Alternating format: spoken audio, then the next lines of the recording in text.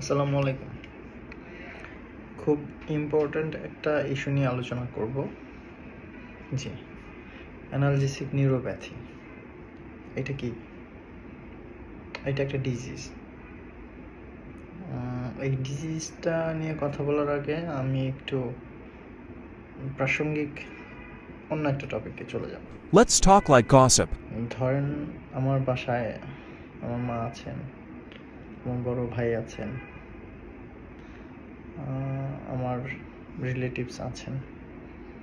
So এদের মধ্যে অনেকেরই এরকম একটা টেন্ডেন্সি আছে, শরীর একটু খারাপ লাগতেছে, ম্যাচ করতেছে, একটু মাথা ব্যথা করতেছে, প্যারাসিটামল খেয়ে নিচ্ছে, অথবা সিমিলার টাইপ কোনো anti NSAID pain killer, naproxen অথবা আইবুপ্রোফেন খেয়ে নিচ্ছে।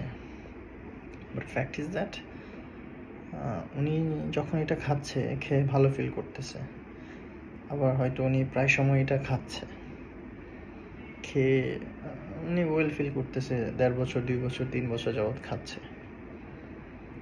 এবং এইটার পর যে কনসিকুয়েন্সটা দাঁড়ায়, হঠাৎ করে উনি ডক্টরের কাছে গেলেন, ডক্টর কিছু কমন টেস্ট দিলেন, তার মধ্যে হয়তো ওনার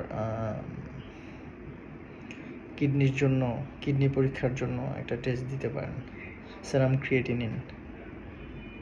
তো হঠাৎ করে দেখা গেল যে নর্মাল সেরাম ক্রিয়েটিনিনের রেঞ্জ হচ্ছে 0.6 to 1.2 ডেসিলিটার পার গ্রাম। সেই ক্রিয়েটিনিনটা ওনার পাওয়া গেছে 3.5 or 4, which is 4-5 times higher than normal.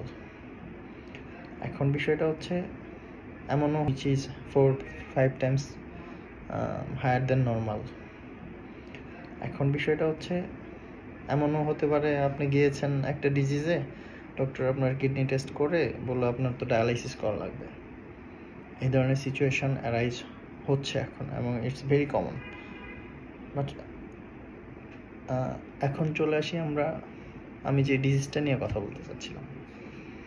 Yes, analgesic neuropathy.